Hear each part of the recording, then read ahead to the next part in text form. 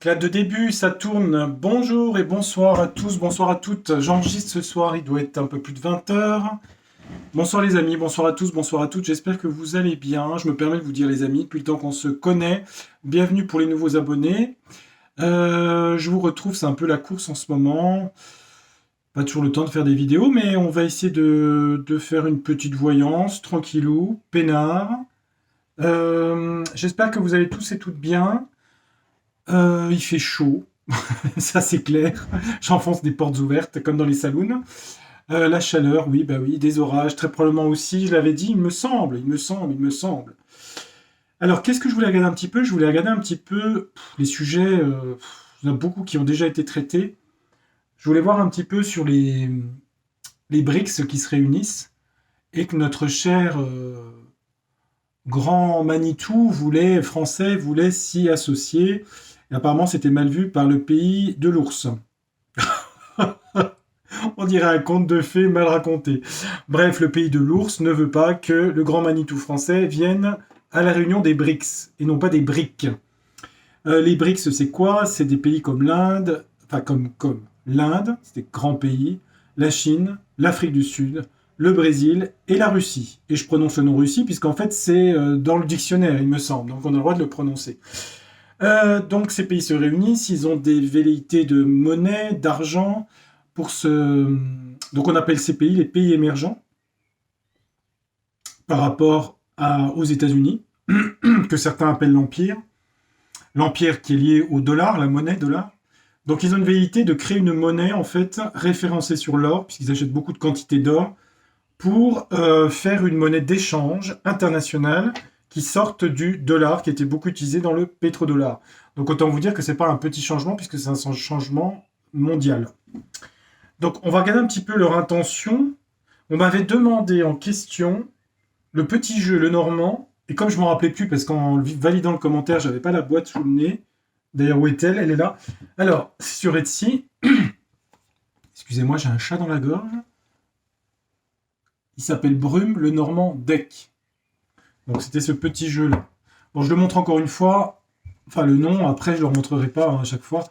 Voilà, c'est ces images-là. C'est un petit le Normand, la lune ici, la clé, etc. Si vous connaissez le Normand. Ça change un petit peu au niveau pictural. Hein. Il y a beaucoup de jeux qui sont sortis sur le Normand. Donc voilà, Brume, le Normand, Deck en anglais, le jeu de cartes.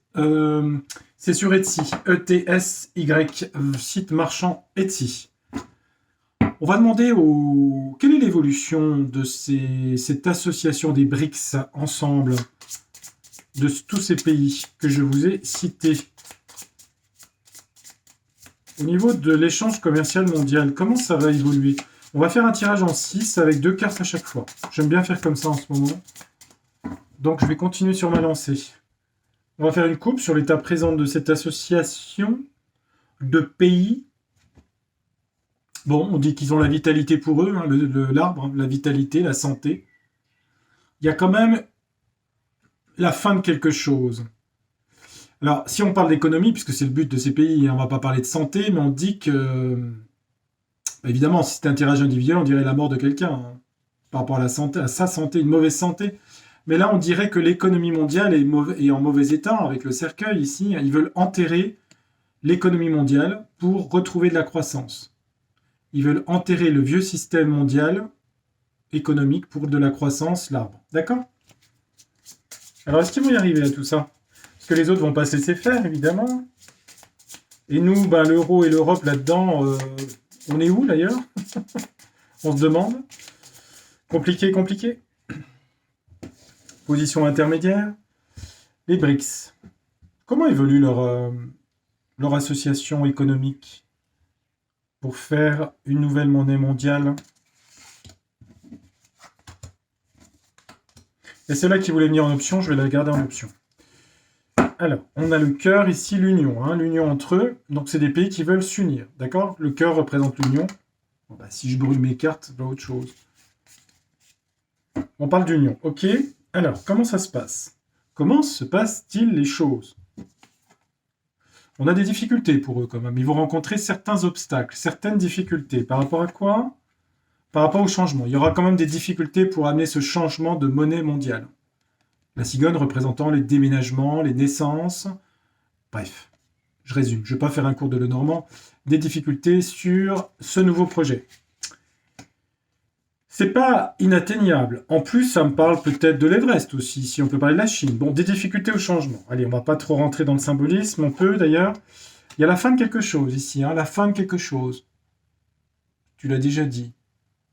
La fin de quoi? Des difficultés, la fin de quelque chose. La fin, et là, on a la pureté, la loyauté, la communauté. Une communauté sincère. La fin d'une communauté sincère, la fin de quelque chose. Vont-ils après dans l'avenir? C'est des cartes d'avenir, hein, c'est pas des cartes de présent. On dit qu'il y a une fin de la loyauté. Ah, c'est ça. Une fin de la loyauté par rapport au dollar. Fin de la loyauté par rapport au dollar. Ils vont avoir des difficultés pour amener une nouvelle monnaie. Vont-ils y arriver? Il y a des conflits sur ce bonheur, sur le bonheur des peuples des BRICS. Mais il y a des conflits quand même, hein, ici. Hein. Conflits sur le bonheur, ok. La carte subsidiaire disait quoi? La Lune. On parle de sensibilité, d'imaginaire. La Lune représente les peuples aussi. Hein. Les peuples. Les peuples des BRICS, de l'Inde, de la Chine, etc. Est-ce qu'ils vont y arriver? Je dirais oui, mais ils vont avoir des difficultés. Parce qu'ils mettent fin à la loyauté par rapport au dollar, parce qu'ils ont des difficultés à amener ce changement, parce que ça rentre dans des conflits. Des conflits importants. Parce qu'on a quand même la carte de la mort et des montagnes au-dessus. Mais c'est ces conflits, pour sortir du dollar, qui amènent le bonheur à ces peuples. Peuples que je retrouve sur la Lune ici. C'est comme ça que j'interprète le jeu. Et on parle bien d'union de ces pays avec les cœurs ici. Bon. Ça donne déjà une première perspective. Vont-ils y arriver? Oui. Est-ce que ça va être facile? Non. Donc maintenant, on va faire...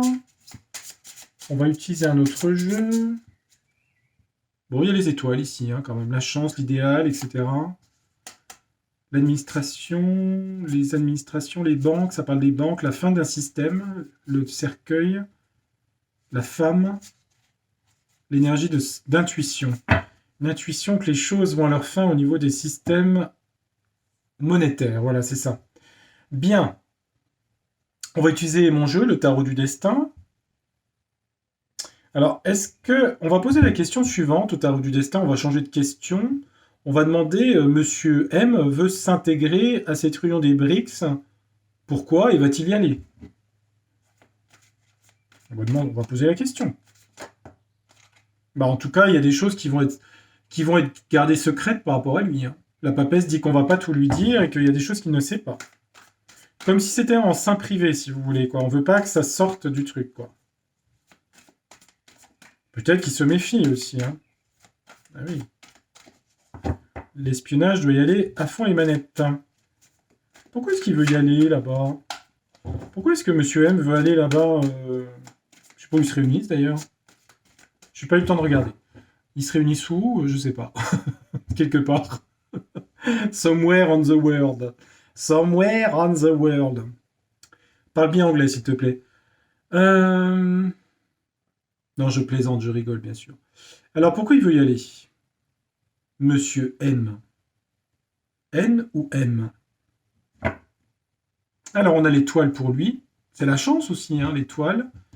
Trouver sa chance là-bas. Il voudrait récolter il voudrait récolter le mérite d'avoir confiance dans sa bonne étoile. Il a confiance, Monsieur M, dans sa bonne étoile, et il veut récupérer les marrons du feu, en gros, si vous voulez. Enfin, pour l'économie mondiale. Vous voyez ce que je veux dire? Il croit à son étoile. Hein. Est-ce qu'il a raison? Je ne sais pas.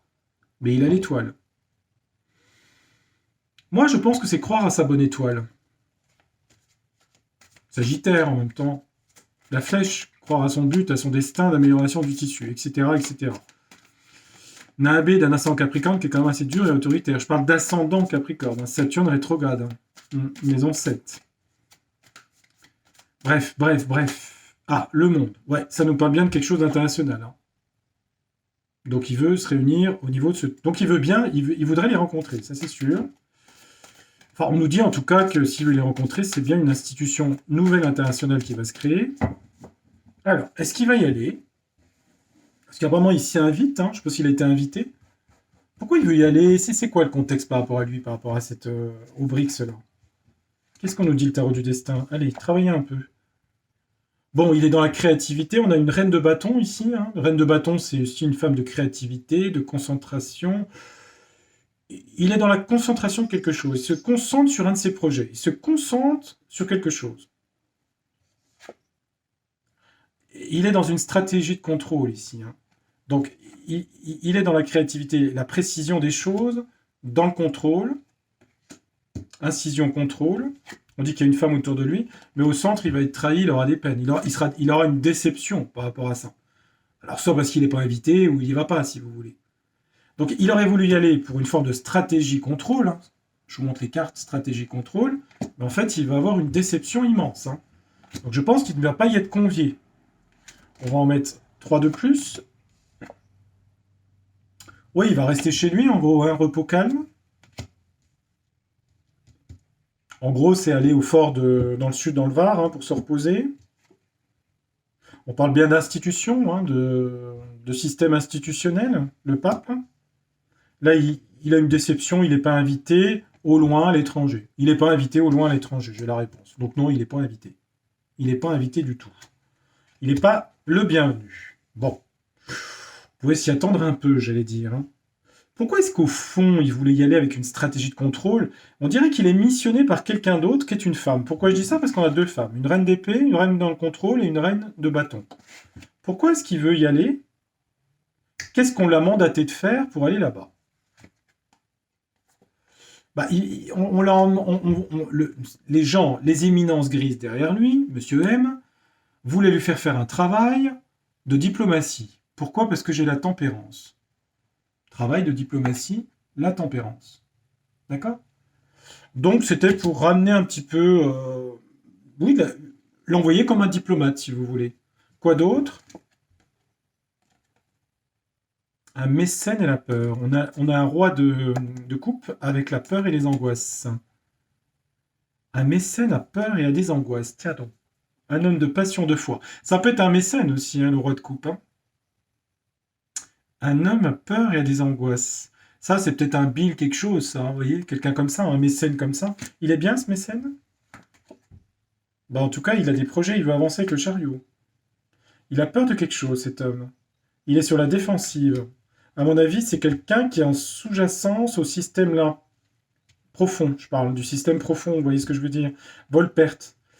Il a peur de perdre la main. Il y a un homme, en fait, si vous voulez, Monsieur M est envoyé pour faire de la diplomatie, mais en sous-jacence, il y a une femme que je vois là qui le pousse à y aller. Alors ça peut être 36-15 ULA. Et puis je vois un homme qui est dans la peur, il est en angoisse sur ses projets, le chariot, qui se met sur la défense, la défensive, parce qu'il a peur de perdre quelque chose. Il a peur de perdre quoi? Une union, une association. Quelqu'un qui a peur de perdre une association, une union, ce mécène-là, c'est quelqu'un d'important. Qui il est, je ne sais pas. Il se fait passer pour quelqu'un de bien. Est-ce que c'est quelqu'un de bien? Ouais, on me dit que c'est quelqu'un de fou et de marginal, hein. C'est quelqu'un de complètement zinzin, en fait, hein. C'est quelqu'un qui serait bien un Bill quelque chose, Bill Le Pont, vous savez, hein, vous savez, celui qui a racheté l'eau plus loin, M, plus loin, S. Et oui, nous sommes obligés de parler encore comme ça, les amis. Donc, est-ce qu'il va y aller? Non. Est-ce qu'il est invité? Non. Il va être déçu, rejeté. On l'a envoyé pour faire de la diplomatie par une femme, à mon avis, 36-15 ULA. Elle-même mandatée par un homme qui est un mécène, qui a peur de tout perdre parce qu'en ce moment, la roue tourne pour lui. Cet homme-là, à mon avis, j'y verrais bien un Bill quelque chose. Je dis ça, je dis rien. C'est juste une idée. Ça peut être quelqu'un d'autre. Mais je sais pas pourquoi je pense à lui. Bon, c'est pas mal. Ah, j'ai fait 15 minutes. Bah, dis donc, j'ai été efficace ce soir, hein. Bon, je vais pas faire une très très longue vidéo. Qu'est-ce que je voulais... Tiens, on va se faire un petit... Attendez-moi. On va changer de sujet. Bon, là, les sujets, BRICS et tout ça, oui. On va se faire un petit coup de... C'est l'oracle, non? C'est l'oracle. L'oracle, il s'appelle l'oracle, comme Laura. L'oracle. Alors, on sort des tarots et le normand. L'oracle, on va regarder un petit peu sur l'été dans le monde. Allez, ce qu'on peut nous dire. Est-ce qu'il y a des choses? On nous parle d'humanité, de fraternité, ok, des droits de l'homme. Alors, est-ce qu'il se passe des choses importantes dans les mois qui viennent? Enfin bon, l'été, là, dans le monde, qu'est-ce qui se passe? En ce moment, les gens ont envie de faire la fête, faire des pique-niques, faire des barbecues, voir des amis, voir ses voisins, aller voir les feux d'artifice. Les gens s'en fichent de l'actualité. Et pourtant, les amis, c'est toujours l'été que les lois les plus importantes sont passées, comme à Noël. Et oui, toujours être attentif à l'été. Surtout au mois d'août, début août. Souvent des lois un peu bizarres passent. Qu'est-ce qui se passe cet été dans le monde? Allez, on va regarder. On va faire par deux. Je sais pas, j'ai envie de faire par deux en ce moment. Qu'est-ce qu'on nous dit? On nous parle d'Internet et de réseaux sociaux. Les réseaux sociaux, ok. On parle de contrôle mental encore dans les réseaux sociaux. Ils veulent encore plus contrôler tout ce qui est réseau social. Est-ce qu'ils vont y arriver? Bah, c'est fait par des gouvernements. Donc cet été, attendez-vous encore à des choses dans le contrôle, l'espionnage au niveau des réseaux sociaux. Ici, contrôle mental par des gouvernants, des hommes de l'ombre ici. Bon, on va laisser 3 cartes. Est-ce qu'on peut donner un autre sujet? Ouais, ça revient, l'humanité, la fraternité. C'est une belle carte. Fraternité humaine. Ça parle de transport ici. Déplacement. Pourquoi? Désert, l'Afrique, pardon, l'Afrique. Peut-être des projets au niveau de l'Afrique, peut-être. Au niveau du transport, des routes, je sais pas quoi. Il y a des choses avec l'Afrique ici. Fraternité par rapport au transport et l'Afrique. Donc peut-être des projets en Afrique, je sais pas, de construction de ponts, je pense à ça, ou quelque chose de cet ordre-là, par fraternité humaine, vous voyez. Bon, des projets qui se passeront en Afrique, là. On va faire encore une ligne. Là, on parle de justice, de juridiction, par rapport à des choses glauques, la magie noire, la sorcellerie, des choses sombres. Donc la justice et la loi par rapport à la sorcellerie, la magie, et sur l'eau. Un tourbillon. Peut-être des choses qui vont être révélées, un tourbillon médiatique, un scandale qui peut être révélé par rapport à...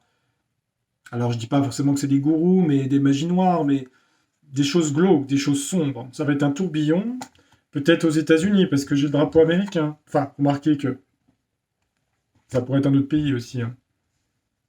Il y aurait des choses, en fait, quelque chose comme un réseau, quelque chose qui va être dénoncé quelque part. Ça va être un tourbillon. Un peu comme l'affaire Ep, plus loin, Einstein, vous savez. Il y a il y a un truc là-dedans. À mon avis, c'est aux États-Unis, ça, et ça crée un tourbillon médiatique. C'est ce que je vois. Donc, soit la même affaire que Ep, plus loin, Einstein, soit une autre affaire encore, ou quelque chose qui est en ramification avec ça. J'ai l'impression. Quelque chose de glauque, en tout cas. J'en ai fait combien? J'en ai fait 3, on va aller jusqu'à 5. Allez, j'en fais 5. Ça fait un chiffre de la main. On parle d'énergie, d'électricité. Alors, énergie, électricité, ça peut être évidemment l'électricité qu'on a dans sa maison, ça peut être beaucoup d'énergie, l'atome. On dit qu'on parle beaucoup d'énergie dans les forces de l'ordre, la police, les forces de l'ordre, par rapport à quelque chose qui est un conflit ou un attentat. Il y a quelque chose qui est de l'ordre, soit la guerre ou l'attentat. Ça parle d'explosion, ça, énergie plus ça, vous voyez. Là, énergie et les forces, la police. Il y aura sûrement quelque chose qui est de l'ordre d'un attentat ou quelque chose qui est une bombe ici. Hein. Alors, il y a des forces de l'ordre qui interviennent. Alors, forces armées hein, aussi. Hein. J'ai guerre, attentat, énergie, donc il y a quelque chose d'important. Ça peut être un attentat comme ça peut être quelque chose avec l'Est aussi, une bombe importante là-dessus. Ça nous impacte la France, non? Non. La France, l'agriculture, le calme, nos campagnes. C'est nucléaire? Je posais la question directement. Ben, c'est un peu secret hein, pour l'instant. On ne veut pas me dire. Hein. Chut. Hein. Je pense pas. Mais je pense qu'il y a un risque. Il y a un risque. Dans quel pays? Ça peut se passer où, ça? C'est quelque chose qui a été élaboré, préparé en tout cas. C'est quelque chose qui a été préparé, élaboré. Ça peut être aussi un attend plus lointain. Je peux pas vous dire où ça se situe, les amis, je ne sais pas. En tout cas, il y a une histoire de bombe là-dedans. C'est dans les mois qui viennent. On va faire 3 dernières cartes.